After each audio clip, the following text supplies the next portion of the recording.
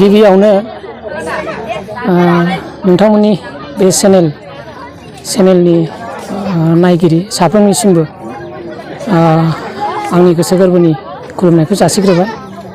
लोगोसे साफ्रोम बुलि बाथौ सिबियारि रायजो राजा भक्तफोरनिसिम आंनि मोनाबिलिनि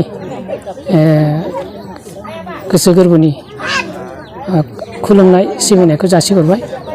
दा नैबे थाइगिरगुरि गामिया गासै गं 27 न'खरजों दिनैनि बे खेराइ जारिमिनारि मोनसे सोमोन्दो थानाय खेराइ फोरबो खुंदों। दा बेयावहाय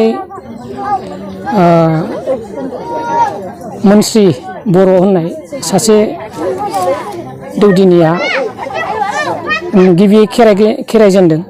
दा बेयावहाय आंखौ आलासि हिसाबै लिंहरदों। दा खेराइखौ जोंनि बर'फोरा दिनैनि नङा,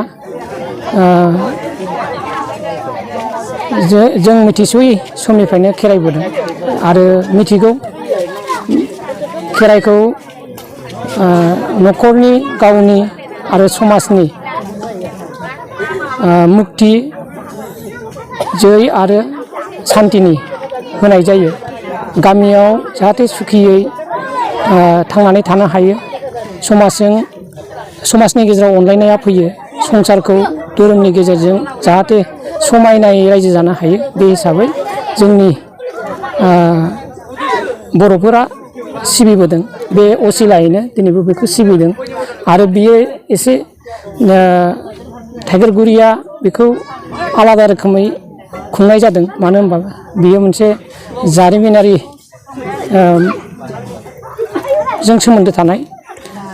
बुंनो थाङोब्ला जारिमिन हिसाबै मोनस्रिया बाथौ धोरोमखौ सिबिदों आरो बर' हिसाबै दिल्लीयाव बिथाङा खेराइ हैजेननाय बिगथि दौदिनि। दा बर' हारिखौ सिबिदों धोरोमनि गेजेरजों। बे हिसाबै आङो बे हाबाफारियाव बाहागो लानो मोननानै जोबोद गोजोननाय मोनदों।